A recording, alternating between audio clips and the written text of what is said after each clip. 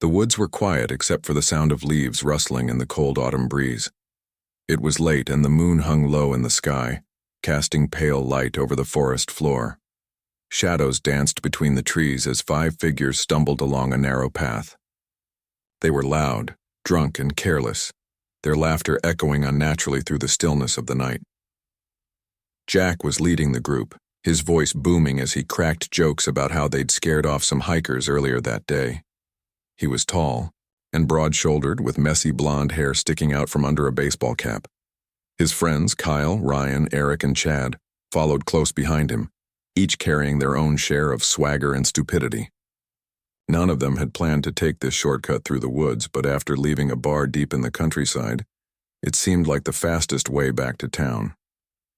Kyle adjusted his jacket, shivering slightly as the temperature dropped. "Man, why did we even come this way? This place gives me the creeps," he muttered, glancing around nervously. "Relax," Jack said, waving a hand dismissively. "There's nothing out here but squirrels and deer. Stop being such a baby." Ryan snickered, elbowing Kyle playfully. "Yeah, unless you're scared of Bigfoot or something." Chad, the youngest of the group, stayed quiet. He wasn't much of a talker, especially when Jack was around. Jack always liked to act tough, and Chad didn't want to say anything that might make him mad. Instead, he kept his eyes on the ground, watching where he stepped so he wouldn't trip over roots or rocks. As they walked deeper into the forest, the air grew colder, and the sounds of wildlife faded away. Even the wind seemed to die down, leaving an unsettling silence in its wake. Eric, who had been humming a tune to himself, stopped abruptly. "Hey, did anyone else hear that?" he asked, looking over his shoulder. "Hear what?" Ryan replied, rolling his eyes. "You're just imagining things." "No, seriously," Eric insisted. "It sounded like footsteps, like someone's following us." Jack laughed loudly, clapping Eric on the back hard enough to make him stumble. "Dude, you've been watching too many horror movies. There's no one out here but us." But Eric wasn't convinced. Something about the forest felt wrong. The trees loomed taller than they should have, their gnarled branches twisting together like skeletal fingers.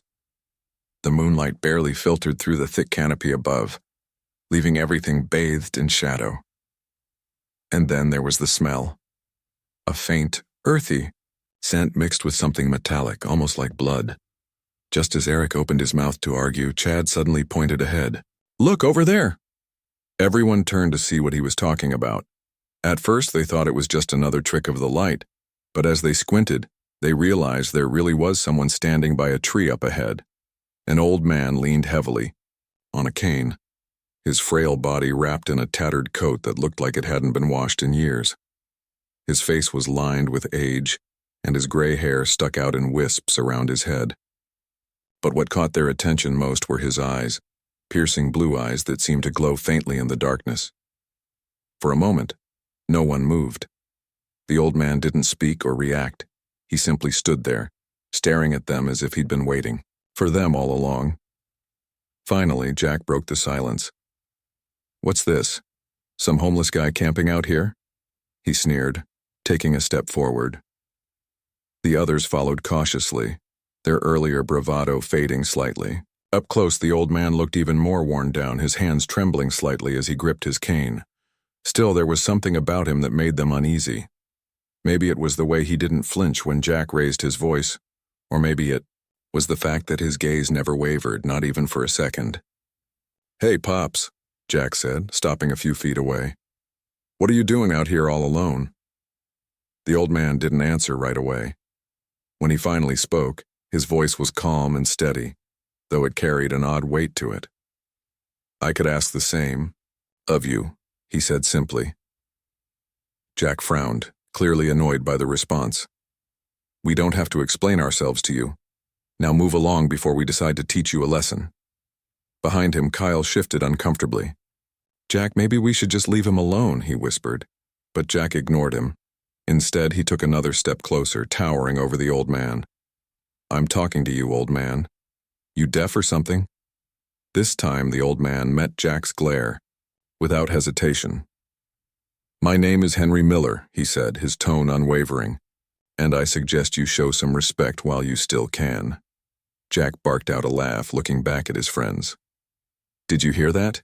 He's threatening us. What do you think, boys? Should we let him get away with that? Ryan smirked, cracking his knuckles. Nah, I think he needs to learn a thing or two about manners. Before anyone could stop him, Jack reached out and shoved Henry roughly, sending him stumbling backward. The old man caught himself against the tree, gripping his cane tightly to stay upright. For a brief moment, his expression flickered, not with fear, but with something darker, almost resigned. Then, something strange happened. A faint hum filled the air, so soft that it was almost imperceptible. It vibrated through the ground beneath their feet and resonated in their chests, making their hearts race faster. None of them noticed it at first, too focused on taunting Henry and laughing at his expense. Come on, old man, Jack jeered, reaching into Henry's coat pocket and pulling out a worn leather wallet. Let's see what you've got in here. Inside, there was hardly anything worth stealing, just a few crumpled bills and a faded photograph of a woman smiling warmly. Jack tossed the wallet aside, shaking his head in disgust. Is that all you've got? Pathetic. Henry didn't respond. He just stood there, watching them with those piercing blue eyes as if he already knew what was coming next. All right, boys, Jack announced, turning back to his friends. Let's ditch this loser and get out of here. This place is giving me the creeps anyway. No one argued. They started walking away, leaving Henry behind without a second thought. But as they disappeared into the trees, none of them noticed the faint glow that began emanating from the spot where Henry had been standing, or the way the forest itself seemed to shift and change around them, sealing their fate. The laughter that had once filled the air was now gone, replaced by an uncomfortable silence. Jack led the group again, but his steps weren't as confident as before. Something about the woods felt different, wrong even. The path they'd been following seemed narrower than it had been just moments ago, the trees closing in around them like walls. Shadows stretched unnaturally long across the ground, even though the moon hadn't moved. Kyle glanced over his shoulder nervously. Hey, does anyone else feel like we're going in circles? He asked, his voice trembling slightly. Circles, what are you talking about? Ryan snapped, trying to mask his own unease. We're fine, just keep walking. But Kyle wasn't imagining things. The landmarks they'd passed earlier, the twisted oak tree with the hollow trunk, the pile of moss-covered rocks, kept reappearing no matter how far they walked. It was as if the forest didn't want them to leave. Chad, who had been unusually quiet since leaving Henry behind, suddenly stopped in his tracks. Did you hear that? He whispered, his wide eyes darting around. Hear what? Eric asked, turning to look at him. That noise. Like whispering, Chad stammered, pointing toward the trees. Everyone froze, straining to listen. At first there was nothing but the sound of the wind rustling through the leaves, but then faintly they heard it. A low murmur, almost too soft to make out. The voices seemed to come from everywhere and nowhere all at once, overlapping in a chaotic jumble of words they couldn't understand. Jack shook his head, forcing a laugh.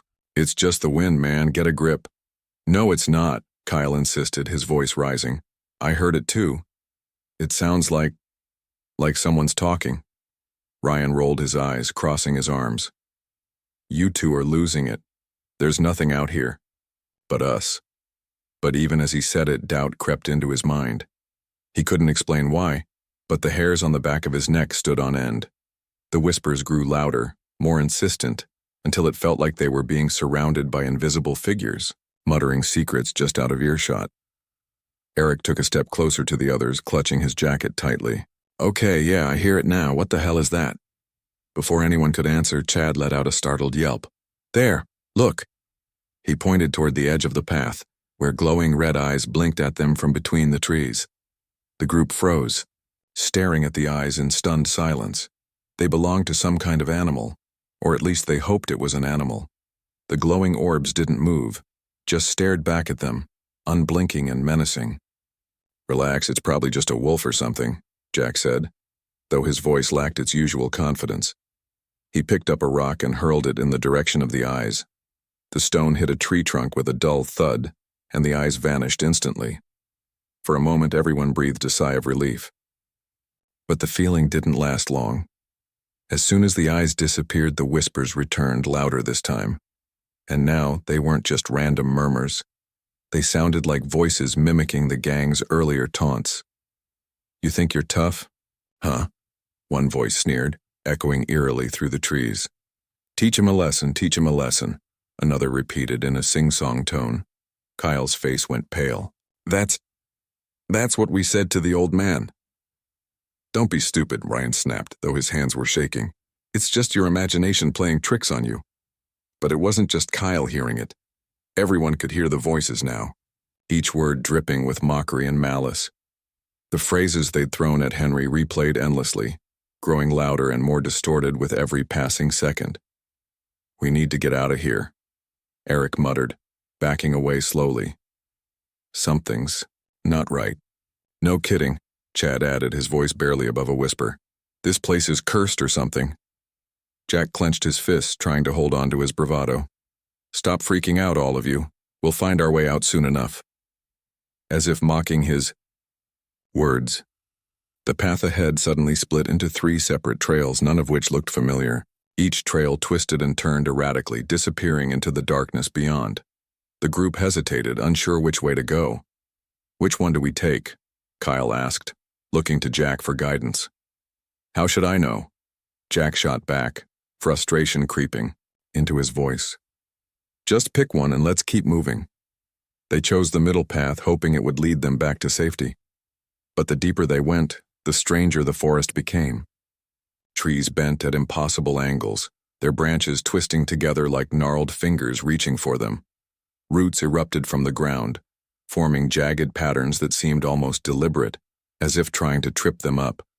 At one point, Ryan tripped over an exposed root and landed hard on his knees. When he got up, brushing dirt off his jeans, he noticed something strange etched into the bark of a nearby tree. Claw marks, deep, jagged gouges that looked fresh despite the lack of any visible predator. "What the hell is this?" he muttered, running his fingers over the grooves. "Don't touch that," Kyle warned, pulling Ryan's hand away. "What if whatever made those is still around?" Ryan snorted, though his bravado was clearly forced. "Yeah, because wolves use their claws to carve messages into trees, right?" But the claw marks weren't the only oddity they encountered. Every so often, they'd catch glimpses of movement out of the corner of their eyes, shadows darting between the trees, shapes that vanished when they turned to look directly at them. Once, Chad swore he saw a figure standing just behind Eric, watching silently. But when he blinked, it was gone. The temperature continued to drop, biting at their skin and making their breaths visible in the cold air. Despite wearing jackets, none of them felt warm.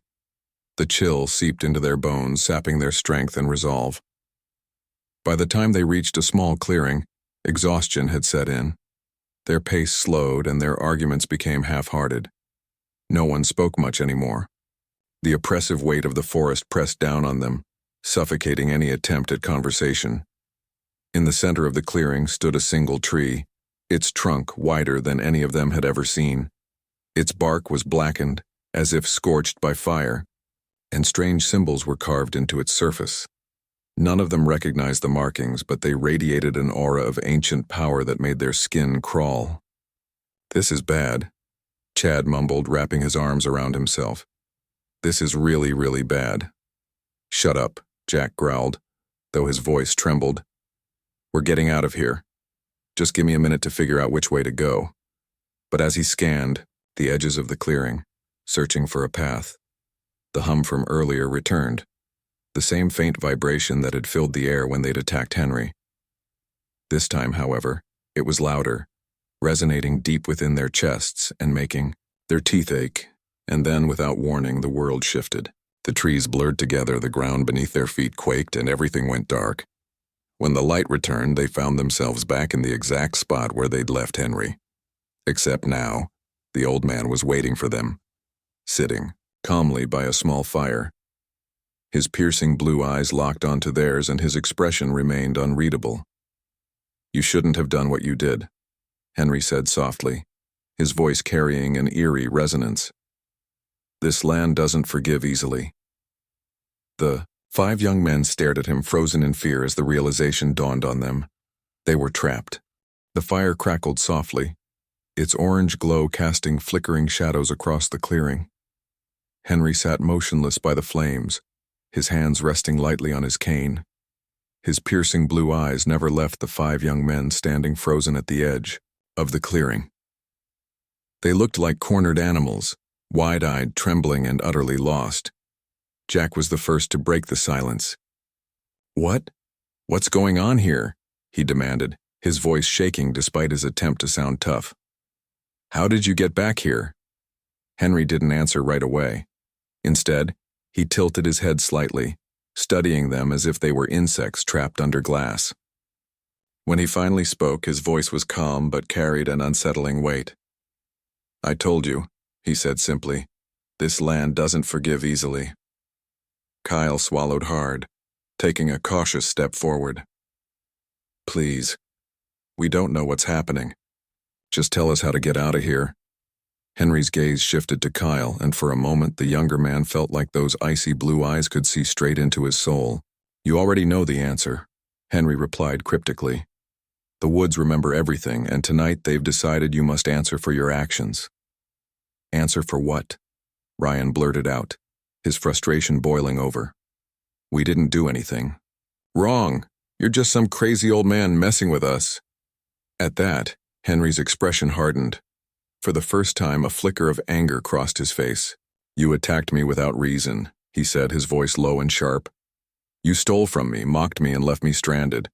Do you think the forest cares about your excuses? Do you think it will let you walk away unscathed?" The words hung heavy, in the air, and none of them dared to respond. The fire popped loudly, breaking the tension momentarily, but the oppressive weight of the situation only grew heavier. Eric glanced around nervously, his eyes darting toward the trees. The glowing red eyes were still there, watching silently from the darkness. "What are those things?" he whispered, pointing toward the shadows. Henry followed his gaze but didn't seem concerned. "They are the guardians of this place," he explained. "They protect the woods from those who mean harm, and tonight they have marked you as trespassers." "Trespassers?" Chad echoed, his voice barely audible. "We didn't mean to come here. We were just trying to find our way home." Henry shook his head slowly. "Intentions matter little when weighed against actions. The forest judges not by words, but by deeds. Your cruelty brought you here, and now you must face the consequences." As if on cue, the whispers returned, the same eerie murmurs that had haunted them earlier. But this time the voices weren't distant or muffled. They surrounded the clearing, overlapping in a chaotic chorus of taunts and accusations. "You think you're tough, huh?" One voice sneered, mimicking Jack's earlier words. "Teach him a lesson," another chimed in, echoing Ryan's cruel laughter. Each phrase hit them like a physical blow, dredging up memories of their encounter with Henry. Kyle clapped his hands over his ears, trying to block out the noise, but it was useless. The voices came from everywhere, seeping into their minds and twisting their guilt into something unbearable. "This isn't real," Eric shouted, backing away from the fire. "It's all in our heads. None of this is actually happening." But even as he said it, the ground beneath their feet began to shift. Roots erupted from the soil, writhing like snakes and coiling around their ankles. Jack stumbled, yanking his foot free, but more roots sprang up instantly, grabbing hold of his legs and pulling him down. "What the hell is this?" he screamed, thrashing wildly. "Get these things off me!" The others scrambled to help him, but the roots spread faster than they could react. Within moments, all 5 of them were ensnared, unable to move more than a few inches in any direction. The fire flared brighter, its light casting grotesque shadows across the clearing. Henry watched silently, his expression unreadable. He didn't seem surprised or amused by what was happening. He looked almost sad, as if he'd seen this play out countless times before. "Stop it," Kyle pleaded, tears streaming down his face. "We're sorry. We didn't mean to hurt anyone. Dao." "You truly regret your actions?" Henry asked, leaning forward slightly. "Or do you say these words only because you're afraid?" No one answered. The truth was they didn't know. Fear clouded their thoughts, making it impossible to think clearly. All they wanted was to escape, to wake up from this nightmare and pretend it had never happened. But the forest wasn't done with them yet. The fire suddenly roared higher, sending sparks spiraling into the sky. The heat intensified, forcing the young men to shield their faces with their arms. Through the flames, they saw shapes moving, humanoid figures stepping out of the shadows, their forms blurred and indistinct. Their eyes glowed the same unnatural, red as the creatures hiding in the trees. One of the figures approached Jack, towering over him despite being no taller than an average man. It reached out a hand, its fingers unnaturally long and thin, and touched his forehead. Instantly, Jack let out a blood-curdling scream, his body convulsing violently as if he were being electrocuted. "Leave him alone!" Ryan shouted, struggling against the roots binding him. "Take me instead." But the figure ignored him, turning its attention to Kyle next. As soon as it made contact with him, Kyle's screams joined Jack's, filling the clearing. With a cacophony of terror, one by one the shadowy figures moved among the group, touching each of them in turn. With every touch, the young men relived their worst memories, their cruelest acts, their deepest regrets, all amplified tenfold until they couldn't bear it anymore. Chad sobbed uncontrollably, begging for mercy. "Please stop. I'll do anything. Anything." Henry rose to his feet, leaning heavily on his cane. "The choice is no longer yours to make," he said solemnly. "The forest has spoken. Now you must endure its judgment." With that, the fire extinguished itself in an instant, plunging the clearing into darkness. The roots loosened their grip, retreating back into the earth, leaving the 5 young men sprawled on the ground, gasping for breath. The shadowy figures vanished as quickly as they'd appeared, melting back into the shadows of the forest. When the moonlight returned, bathing the clearing in its pale glow, Henry was gone. Only the faint scent of smoke lingered in the air, a reminder of what had just transpired. For a long time, no one spoke. They lay where they'd fallen, too exhausted and traumatized to move. The whispers had faded, replaced by an eerie silence that felt almost worse than the chaos that had preceded it. Eventually, Jack pushed himself upright, his face streaked with dirt and tears. "We need to get out of here," he rasped, his voice hoarse. "Now." None of them argued. They stumbled to their feet, supporting each other as they staggered toward the edge of the clearing. But deep down, they knew the forest wasn't finished with them yet. Somewhere in the darkness, the whispers began again, softer this time but no less menacing. And so, they pressed on, driven by sheer desperation, unaware that the worst was still to come. The farther they walked, the more the forest seemed to change around them. At first it was subtle, a tree growing sideways instead of up, or the sound of footsteps echoing even though no one was there. But soon, the changes became impossible to ignore. The world itself warped and twisted until each of the 5 young men found themselves alone, trapped in their own personal nightmare. Jack stumbled forward, his breaths coming in ragged gasps. He had been leading the group when suddenly the others disappeared. One moment they were right behind him, the next they were gone. Panic set in as he called out their names, but his voice only echoed back at him, hollow and mocking. That's when he noticed the trees. Their bark oozed thick crimson sap that smelled like burning flesh. The scent made his stomach churn, but what terrified him most was the way the sap sizzled and smoked as it dripped onto the ground. It left scorch marks wherever it touched, turning the earth black and lifeless. Okay, Jack muttered to himself, trying to stay calm. This isn't real. None of this is real. But deep down, he knew better. The pain in his chest, the same sharp ache he'd felt near the fire, was very real. And so was the feeling that something was watching him. Every time he turned, he caught glimpses of movement just beyond the edge of his vision. Shadows darted between the trees, always staying just out of reach. Then he heard it. Laughter. Not the drunken, rowdy laughter he and his friends had shared earlier, but something darker, colder. It sounded like his own voice, but twisted and wrong. "You did this," the voice taunted, echoing all around him. You brought them here, you started this. No, Jack shouted, spinning around wildly. I didn't mean for any of this to happen. The laughter grew louder, overlapping with whispers that repeated every cruel thing he'd ever said or done. Memories flashed before his eyes, times he'd bullied, classmates stolen money from family members, mocked strangers on the street. Each memory burned brighter than the last, searing itself into his mind until he thought he might go mad. Meanwhile, Kyle wandered aimlessly through a dense thicket, his heart pounding in his chest. Unlike Jack, Kyle hadn't seen the others vanish, he simply realized they weren't there anymore.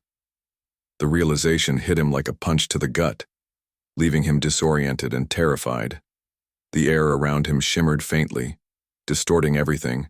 He saw trees stretched impossibly tall, their branches curling downward like grasping fingers. Between the trunks, he spotted figures standing motionless. They had no faces, just smooth, featureless heads that tilted unnaturally as they watched him. What do you want? Kyle whimpered, backing away slowly. His foot caught on a root, and he fell hard onto the damp earth. When he looked up, the faceless figures were closer, surrounding him in a loose circle. One of them stepped forward, its head tilting again. A voice, not quite human, spoke inside his mind. You laughed when others suffered. You stood by while harm was done. Why should we show you mercy? I'm sorry, Kyle cried, tears streaming down his face. I didn't mean it, I swear. The figure didn't respond.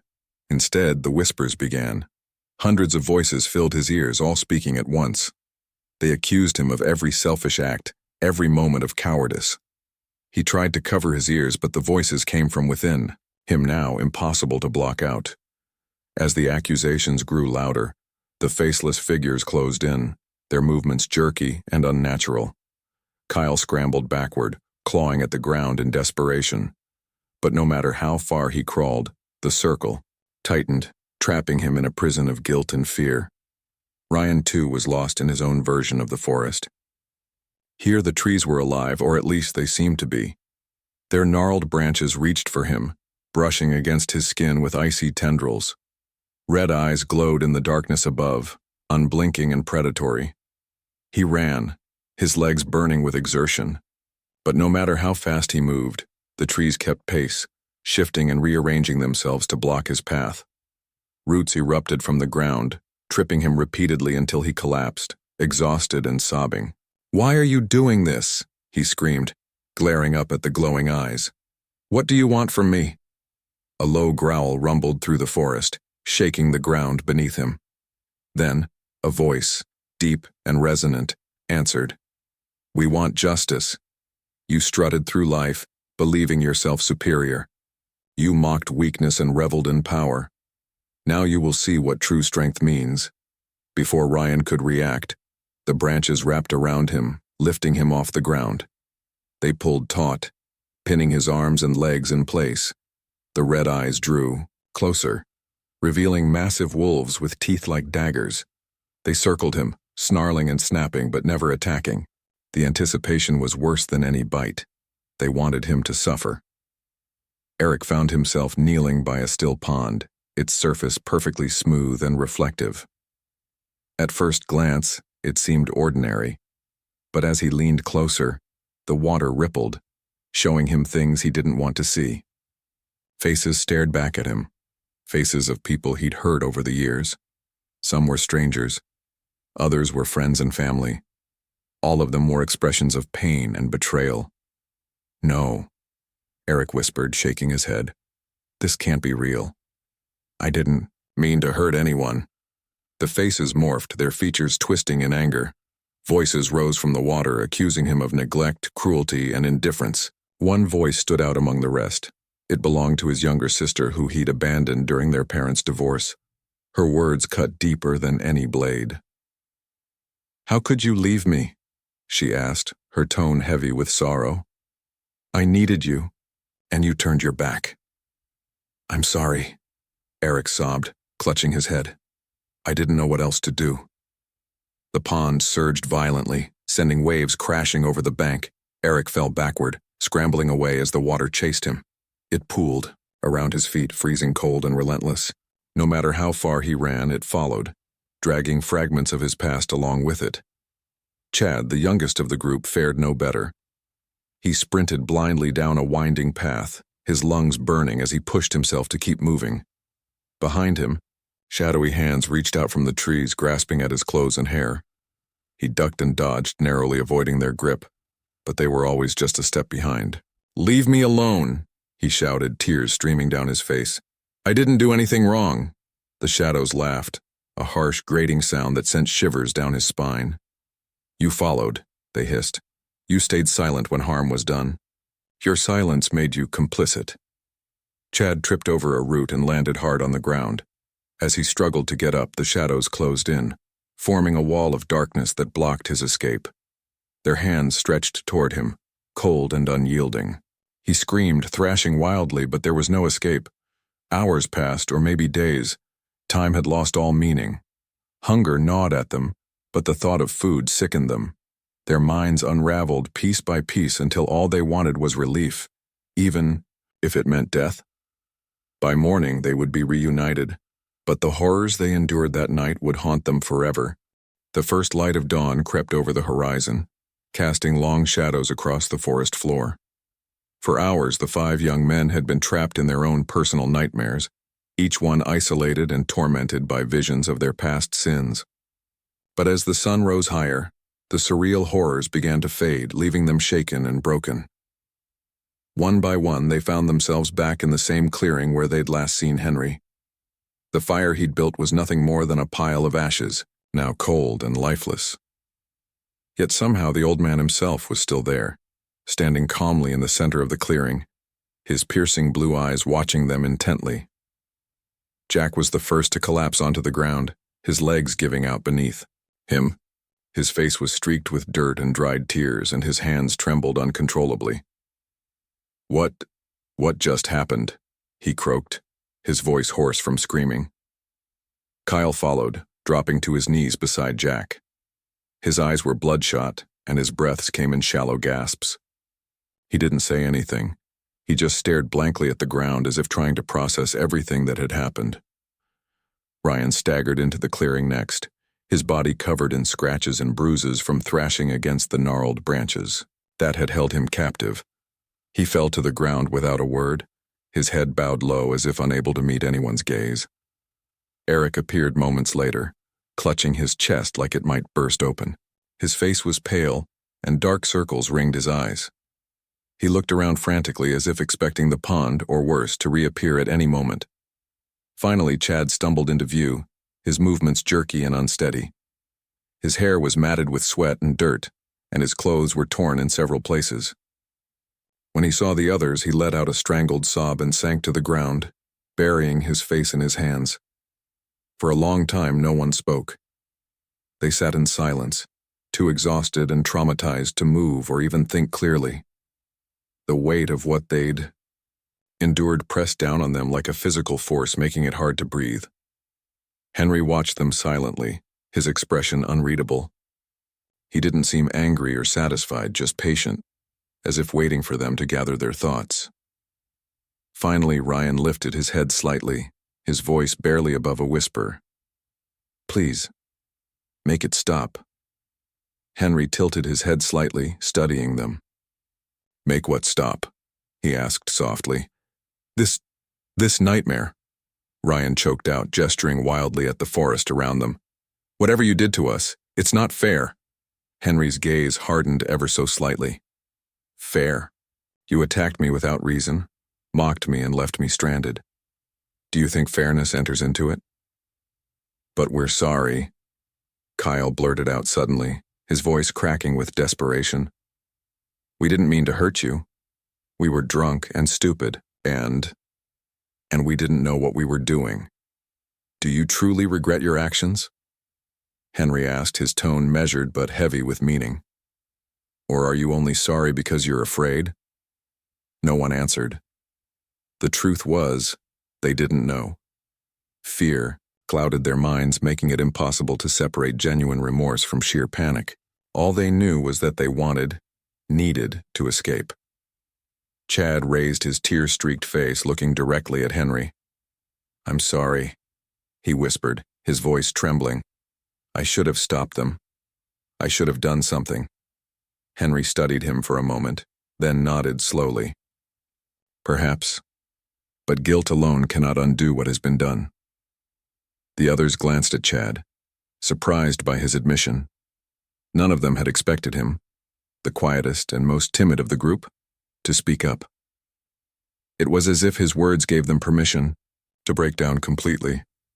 Eric buried his face in his hands, his shoulders shaking with silent sobs. I can't take this anymore, he muttered. Just kill me if you want. I don't care. Don't say that, Jack snapped, though his voice lacked its usual edge. We'll find a way out of here, we have to. Henry shook his head slightly. You misunderstand. This isn't about punishment. It's about understanding. The forest judges not by intentions, but by actions. Your cruelty brought you here, and now you must face the consequences. What does that even mean? Ryan demanded, his frustration boiling over. How do we fix this? What do you want from us? The choice is no longer yours to make, Henry replied simply. The woods will decide.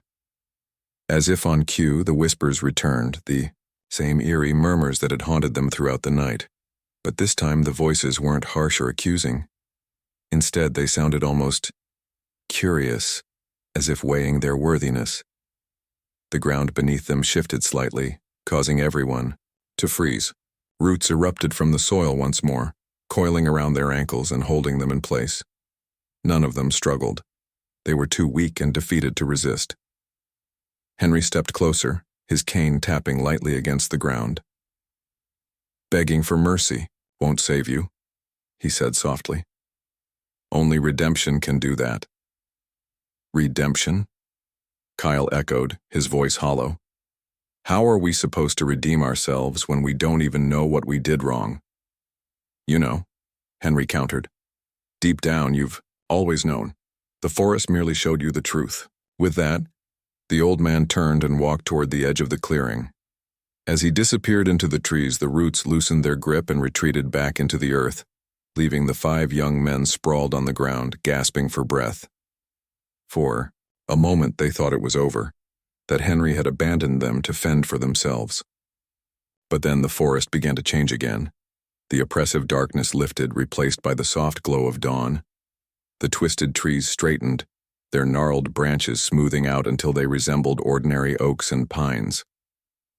Slowly, the group realized they could see a path leading away from the clearing, a real path marked by sunlight streaming through the canopy above. It was wide enough for all of them to walk side by side, and it seemed to stretch endlessly toward the horizon. Is it safe?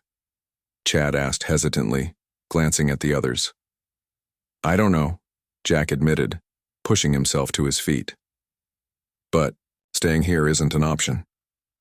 One by one they rose, their bodies aching and their spirits shattered. They exchanged wary glances, unsure whether to trust the path or fear what lay beyond it, but they had no choice. They couldn't stay in the forest forever. As they started walking, none of them spoke. Their footsteps were slow and deliberate, each step feeling heavier than the last. The whispers faded into the background, replaced by the sound of birds chirping and leaves rustling in the breeze. For the first time since entering the woods, they felt a glimmer of hope, but deep down they knew the forest wasn't finished with them yet. Somewhere in the distance, the faint hum returned, vibrating through the air like a warning. And though they couldn't see him, they knew Henry was still watching, waiting to see if they would learn from their mistakes or repeat them. The path through the forest seemed endless, stretching on far longer than any of them expected. Each step felt like a victory, but also a burden. Jack led the group again, though his usual swagger was gone. His shoulders slumped under an invisible weight, and his eyes darted nervously toward the trees around them. He didn't trust the sudden calm, the way the oppressive darkness had lifted, replaced by soft morning light filtering through the canopy. Kyle walked beside him, his arms wrapped tightly around himself as if trying to hold himself together. Every so often he glanced over his shoulder, half expecting the faceless figures or glowing red eyes to reappear. But the forest remained quiet now, almost peaceful. It was unsettling in its own way, a stark contrast to the nightmare they'd endured just hours before. Behind them, Ryan limped slightly, favoring one leg that had been scraped raw during his struggle with the gnarled branches. His hands trembled as he brushed dirt off his jeans, leaving streaks of mud behind. He didn't speak. None of them did. The silence between them was heavy, filled with unspoken fears and regrets. Eric trailed near the back, his gaze fixed firmly on the ground. His mind replayed fragments of the visions he'd seen in the pond, faces of people he'd hurt, voices accusing him of neglect and indifference.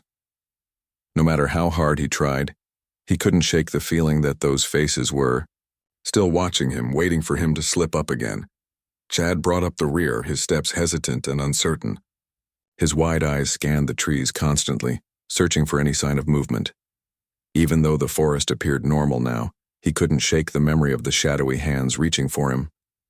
Every rustle of leaves made him flinch, expecting the worst.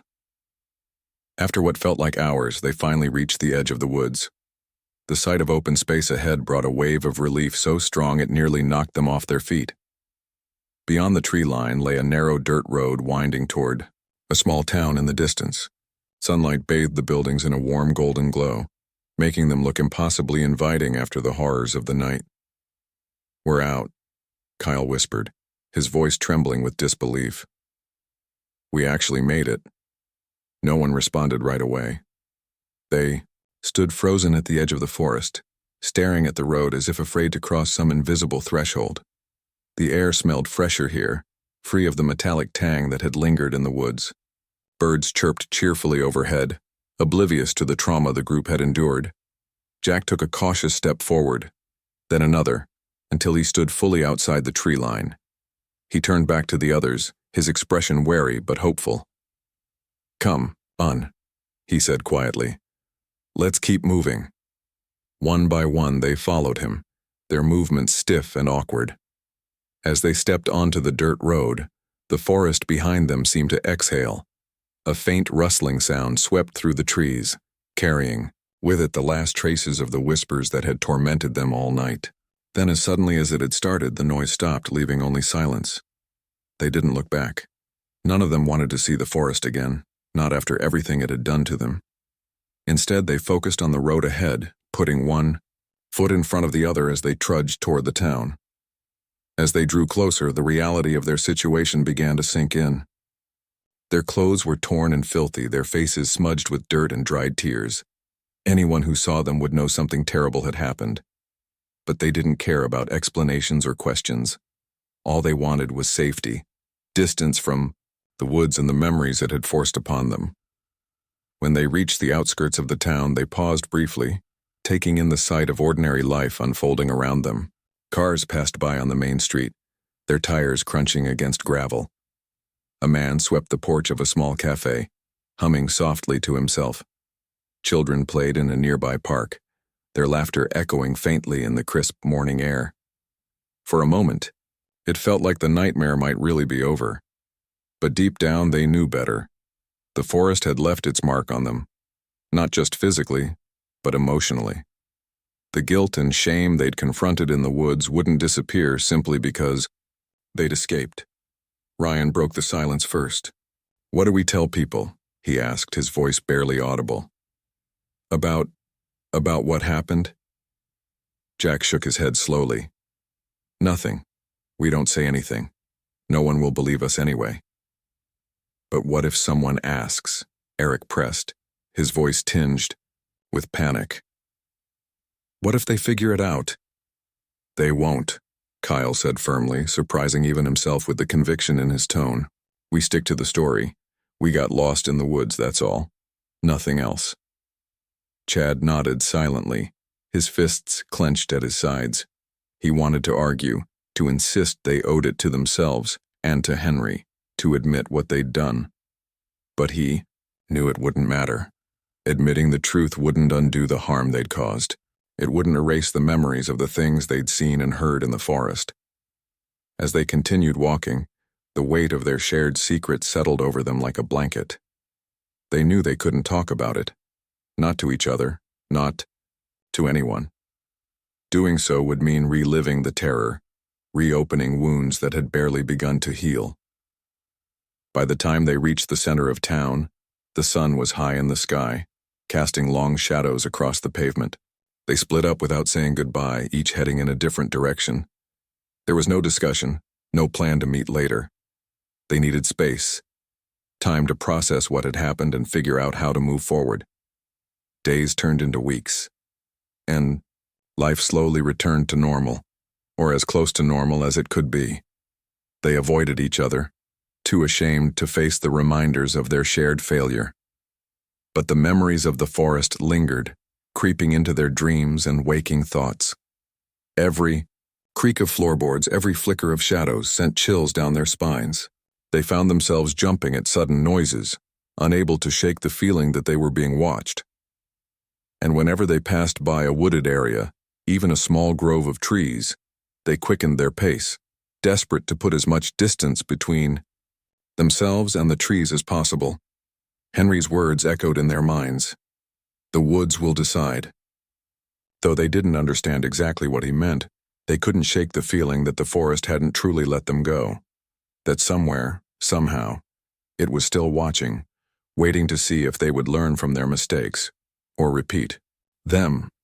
And so they lived the rest of their lives haunted, not just by the events of that night, but by the knowledge that the woods remembered everything.